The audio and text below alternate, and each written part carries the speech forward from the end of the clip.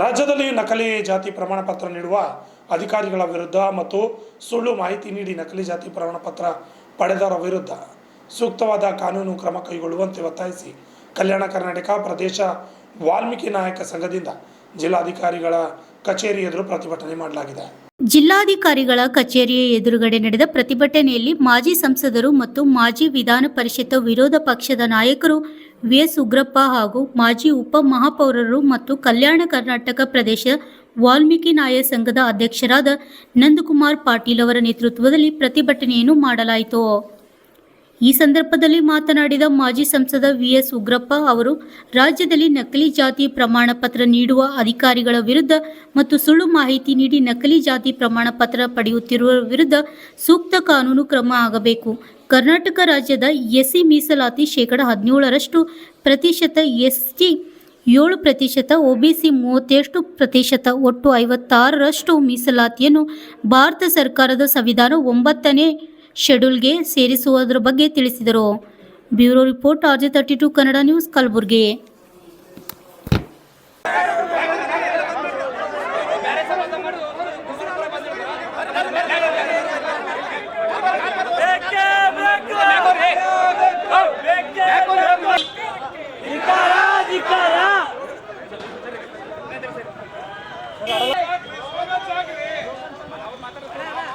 ಪರಿಶಿಷ್ಟ ಪಂಗಡ ಹೆಸರಿನಲ್ಲಿ ನಕಲಿ ಜಾತಿ ಪ್ರಮಾಣ ಪತ್ರ ನೀಡುತ್ತಿರುವ ಸರ್ಕಾರಕ್ಕೆ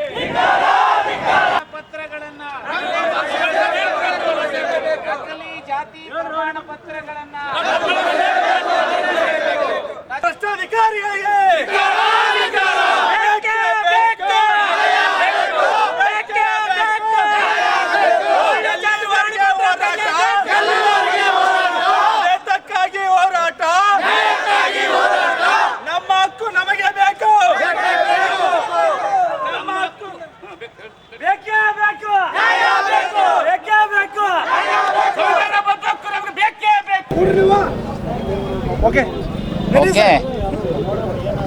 ನೋಡಿ, ಇವತ್ತಿನ ಹೋರಾಟ ಎರಡು ವಿಚಾರಗಳ ಬಗ್ಗೆ ಹೋರಾಟವನ್ನ ಮಾಡ್ತಾ ಇದೆ.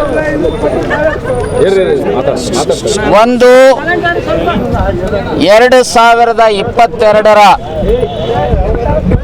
ಮೀಸಲಾತಿ ಕಾನೂನು ಏನಿದೆ,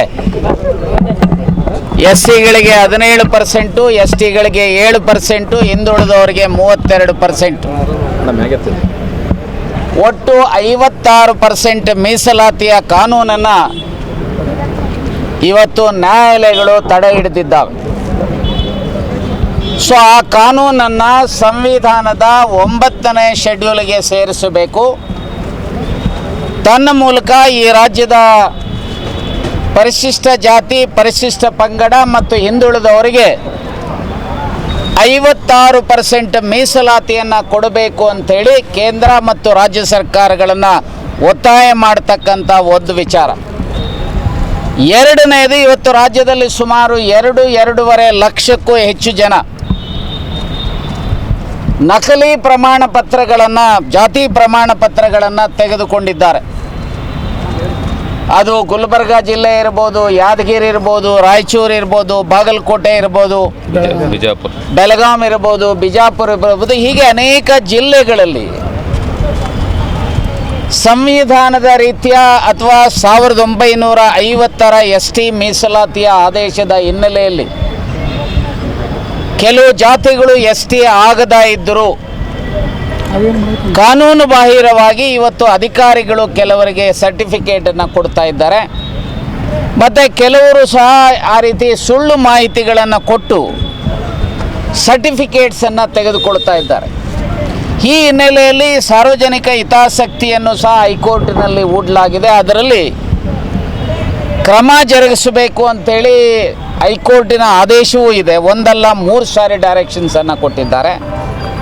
ಅದಲ್ಲದೆ ಕೇವಲ ಜನವರಿ ಫೆಬ್ರವರಿಯಲ್ಲಿ ರಾಜ್ಯ ಸರ್ಕಾರವೂ ಸಹ, ಈಗ ಉದಾಹರಣೆಗೆ ಯಾವ ತಳವಾರು ಜಾತಿ ಅನ್ನುವಂಥದ್ದೇನಿದೆ, ಆ ಜಾತಿ ಇನ್ಫ್ಯಾಕ್ಟ್ 1984-85ರಲ್ಲಿ ಕೇಂದ್ರಕ್ಕೆ ನಾವು ರೆಕಮೆಂಡ್ ಮಾಡಿಸಬೇಕಾದ್ರೆ ನಾನು ಅದರ ಭಾಗದಲ್ಲಿದ್ದಂಥವನು. ಆ ಒಂದು ವಿಚಾರದಲ್ಲಿ 2 ಇನ್ಸ್ಟಾಲ್ಮೆಂಟನ್ನು ನಾವು ಮಾಡಿದ್ದೀವಿ. ಒಂದು, 5 ಉಪಜಾತಿಗಳನ್ನು ಪರ್ಯಾಯ ಪದಗಳನ್ನು STಗೆ ರೆಕಮೆಂಡ್ ಮಾಡುವಂಥದ್ದು.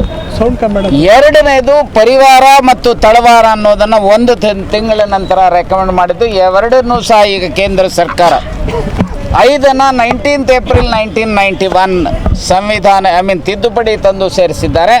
ಮತ್ತು 20ರಲ್ಲೂ ಸಹ ಈ ಉಳಿದಂಥದ್ದನ್ನು ಸೇರಿಸಿದ್ದಾರೆ.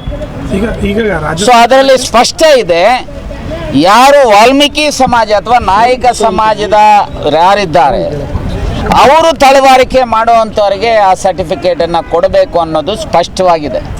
ನಾನು ಬೇರೆ ಜಾತಿಯವರ ವಿರೋಧಿ ಅಲ್ಲ. ಅವರಿಗೆ ಕಾನೂನಾತ್ಮಕವಾಗಿ ಅವರ ಹೆಸರನ್ನು ಸೇರ್ಪಡೆ ಆದರೆ ಅವರು ಸಹ ನಮ್ಮ ಸಹೋದರರಾಗಿ ನಮ್ಮ ಜೊತೆಯಲ್ಲಿ ಸಹಪಂಕ್ತಿ ಭೋಜನವನ್ನು ಮಾಡುವಂಥದ್ದಕ್ಕೆ ನಾವು ಸಿದ್ಧರಿದ್ದೇವೆ. ಅದು ಯಾರೇ ಇರ್ಬೋದು, ಕುರುಬರು ಇರ್ಬೋದು, ಕಬ್ಬಲಿಗರು ಇರ್ಬೋದು, ಅಥವಾ ಗೋಲ್ರು ಇರ್ಬೋದು, ಮತ್ತೊಬ್ಬರೇ, ನಮ್ದು ಯಾರ್ದು ವಿರೋಧ ಇಲ್ಲ. ಆದರೆ ನಮ್ಮದೇನಪ್ಪ ರಿಕ್ವೆಸ್ಟ್ ಅಂತಾರೆ, ನೀವು ಕಾನೂನಾತ್ಮಕವಾಗಿ ಆ ಲಿಸ್ಟಿಗೆ ಸೇರ್ಪಡಿಸ್ಕೊಳ್ಳಿ. ಸರ್ಕಾರಗಳು ಆ ಕೆಲಸ ಮಾಡಲಿ. ಕಾನೂನಾತ್ಮಕವಾಗಿ ನೀವು ಬಂದರೆ ಈಗ 7% ಇದೆ, ನಾಳೆ 15% ಆಗಲಿ, we have no objection. So ಅದನ್ನು ಬಿಟ್ಟು ನಮಗೂ ಇಲ್ಲ ನಿಮಗೂ ಇಲ್ಲ ಈ ರೀತಿ ಸುಳ್ಳು ಸರ್ಟಿಫಿಕೇಟನ್ನು ಯಾರಾದರೂ ತೆಗೆದುಕೊಂಡಿದ್ರೆ, ಯಾರಾದರೂ ಕೊಟ್ಟರೆ ಅಂಥವ್ರ ವಿರುದ್ಧ ಕ್ರಮ ಜರುಗಿಸಬೇಕು ಅನ್ನೋಂಥ ಈ 2 ಕಾರಣಗಳ ಹಿನ್ನೆಲೆಯಲ್ಲಿ ಈ ಪ್ರೊಟೆಸ್ಟನ್ನು ಮಾಡ್ತಾ ಇದ್ದೇವೆ. ಬಹುಶಃ ಇದರ ಮೂಲಕ ಸರ್ಕಾರಕ್ಕೆ, ರಾಜ್ಯ ಮತ್ತು ಕೇಂದ್ರ ಸರ್ಕಾರಕ್ಕೆ ಸ್ಪಷ್ಟವಾದಂಥ ಸಂದೇಶ ಹೋಗುತ್ತೆ ಅಂಥೇಳಿ ಈಗಾಗಲೇ ಒಂದು ಪತ್ರವನ್ನು DC ಮೂಲಕ ಗವರ್ನರ್ ಅವರಿಗೆ ಕೇಂದ್ರ ಸರ್ಕಾರಕ್ಕೆ ಕಳಿಸ್ಲಿಕ್ಕೆ ಮತ್ತು ಮುಖ್ಯಮಂತ್ರಿಗಳಿಗೆ ಕಳಿಸ್ಲಿಕ್ಕೆ DC ಅವರ ಮೂಲಕ ಪತ್ರಗಳನ್ನು ಅಥವಾ ನಮ್ಮ ರೆಪ್ರೆಸೆಂಟೇಷನ್ನ ಕೊಡ್ತೇವೆ.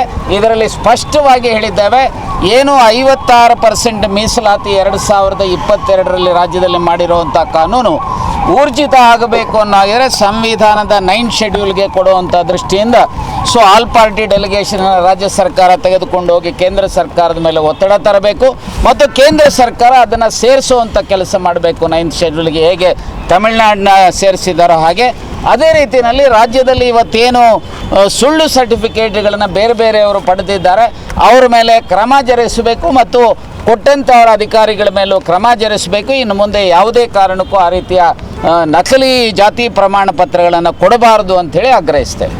Thank you. ನಾವು ನಿರಂತರವಾಗಿ ಹೋರಾಟ ಮಾಡ್ಕೊಂಡು ಬಂದ್ವಿ. ಆ ನಿಟ್ಟಿನಲ್ಲಿ ಇವತ್ತು ನಮ್ಮ ನಾಯಕರು ಕೂಡ ಇವತ್ತು ನಮ್ಮ ಬೆಂಬಲಕ್ಕೆ ಬಂದಿದ್ದಾರೆ. ಆ ನಿಟ್ಟಿನಲ್ಲಿ ಇವತ್ತು ರಾಜ್ಯ ಸರ್ಕಾರಕ್ಕೆ ಆಗ್ರಹಿಸಿ ನಮ್ಮ ಲೋಕಸಭಾ ಸದಸ್ಯರಾಗಿ ಮಾಜಿ ಲೋಕಸಭಾ ವಿ ಎಸ್ ಉಗ್ರಪ್ಪನವರ ನೇತೃತ್ವದಲ್ಲಿ ಸುಳ್ಳು ಸರ್ಟಿಫಿಕೇಟನ್ನು ಕೊಡ್ತಕ್ಕಂಥದ್ದು ಸಂಪೂರ್ಣವಾಗಿ ನಿಲ್ಲಿಸಬೇಕು ಮತ್ತು ಈಗಾಗಲೇ ಸುಳ್ಳು ಸರ್ಟಿಫಿಕೇಟ್ ಕೊಟ್ಟಿರ್ತಕ್ಕಂಥ ಎಲ್ಲ ಸರ್ಟಿಫಿಕೇಟನ್ನು ರದ್ದುಪಡಿಸಬೇಕಂತಕ್ಕಂಥದ್ದು. ಮತ್ತು ಇನ್ನೊಂದು ಮುಖ್ಯ ವಿಷಯ ಅಂದರೆ ಏನು ಇವತ್ತು ಕರ್ನಾಟಕ ರಾಜ್ಯ ಸರ್ಕಾರ ನಿರ್ವಹಿಸ್ತಕ್ಕಂಥ 56% ಮೀಸಲಾತಿಯನ್ನು ಇವತ್ತು ಹಿಂಪಡೆದ ಇವತ್ತು ಕೋರ್ಟ್ ಮುಖಾಂತರ ಅದನ್ನು ಮತ್ತೆ ಕೇಂದ್ರ ಸರ್ಕಾರ ಕಾನೂನುಬದ್ಧವಾಗಿ ಸಂವಿಧಾನಬದ್ಧವಾಗಿರ್ತಕ್ಕಂಥ 9ನೇ ಸಲ ಸೇರಿಸಬೇಕಂತಕ್ಕಂಥ ಒಂದು ಮೂಲ ಉದ್ದೇಶ 2 ವಿಷಯನ ಇಟ್ಕೊಂಡು ಇವತ್ತು ನಾವು ಪತ್ರಿಕಾಗೋಷ್ಠಿಯನ್ನು ಮತ್ತು ಮಾನ್ಯ ಜಿಲ್ಲಾಧಿಕಾರಿ ಮುಖಾಂತರ ಸರ್ಕಾರಕ್ಕೆ ಒತ್ತಾಯ ಮಾಡ್ತಿದೆ. ಅತಿಯಾಗಿ ಸುಮಾರು ಒಂದು 10-15 ಸಾವಿರ ಸುಳ್ಳು ಜಾತಿ ಪತ್ರ ಈಗಾಗಲೇ ಕೊಟ್ಟಿದ್ದಾರೆ. ಕಲಬುರಗಿ ಜಿಲ್ಲೆಯಲ್ಲಿ ಕೊಟ್ಟಿದ್ದಾರೆ ಮತ್ತು ಬೇರೆ ಬೇರೆ ಜಿಲ್ಲೆಗಳು ಕೂಡ ಕೊಟ್ಟಿದ್ದಾರೆ. ಅದನ್ನು ಸುಮಾರು 1 ವರ್ಷಗಳಿಂದ ಇವತ್ತು ಗುಲ್ಬರ್ಗ ಜಿಲ್ಲೆಯಲ್ಲಿ ಸಂಪೂರ್ಣವಾಗಿ ಸುಳ್ಳು ಸರ್ಟಿಫಿಕೇಟ್ ಕೊಟ್ಟು ನಿಲ್ಲಿಸಿದ್ದಾರೆ ಅಧಿಕಾರಿಗಳು. ಆದ್ದರಿಂದ ನಾವೇನು ಮಾಡ್ತಿದ್ದಾರೆ, ಹಿಂದೆ ಕೊಟ್ಟಿದ್ದಾರಲ್ಲ ಆ ಸರ್ಟಿಫಿಕೇಟ್ನ ತಕ್ಷಣ ರದ್ದುಪಡಿಸಬೇಕು. ಯಾಕಂದರೆ ಆ ಒಂದು ಮೀಸಲಾತಿ ಮಿಸ್ಯೂಸ್ ಆಗ್ತಾಯಿದೆ, ಅದನ್ನು ರದ್ದುಪಡಿಸಬೇಕಂತಕ್ಕ ನಮ್ಮ ನಿರಂತರ ಹೋರಾಟ ಇದೆ. ಆ ಹೋರಾಟದ ಮೊದಲನೇ ಹಂತವಾಗಿ ಇವತ್ತು ನಮ್ಮ ಮಾಜಿ ಸಂಸ್ಥೆ ನೇತೃತ್ವದಲ್ಲಿ ಮಾಡ್ತಾಯಿದ್ದೀವಿ. ಇನ್ನು ರಾಜ್ಯ ಮಟ್ಟದ ಈ ಹೋರಾಟವನ್ನು ಕೊಂಡೊಯ್ತಕ್ಕಂಥ ದಿನಗಳು ಹೋಯಿತು ಮುಂದಿನ ದಿನಗಳಲ್ಲಿ.